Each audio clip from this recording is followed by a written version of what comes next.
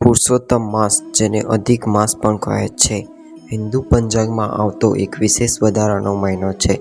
ચાંદ્રવર્ષ અને સૂર્યવર્ષ વચ્ચેનો સમયફેર સમતોલ કરવા માટે લગભગ દર 32 મહિના 16 દિવસ પછી એક વધારાનો મહિનો ઉમેરવામાં આવે છે. આ વધારાના મહિને પુરુષોત્તમ માસ કહેવામાં આવે છે. પુરાણોમાં જણાવ્યા મુજબ આ માસને ભગવાન લોર્ડ વિષ્ણુનું પુરુષોત્તમ નામ મળ્યું હોવાથી તેને અત્યંત પવિત્ર માનવામાં આવે છે.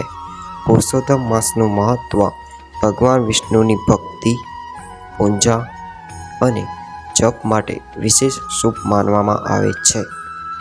દાન, વ્રત, પાઠ, ભાગવત કથા અને સાત્વિક જીવન પર ભાર આપવામાં આવે છે.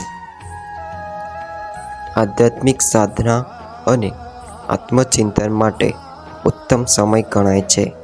આ માસમાં કરેલા પુણ્ય કર્મનું ફળ વિશેષ મળે છે એવી માન્યતા છે. શું કરવું?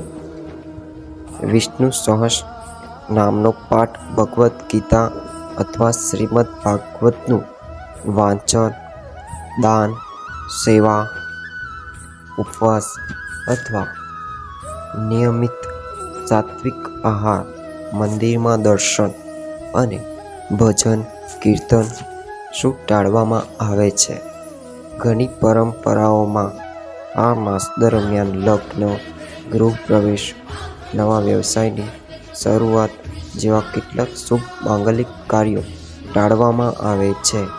જો કે, પ્રદેશ અને પરંપરા મુજબ ભિન્નતા હોઈ શકે છે. છેલ્લો પુરુષોત્તમ માસ 2023માં આવ્યો હતો. આગામી અધિક માસ પંચાંગની ગણતરી મુજબ નિર્ધારિત થાય છે.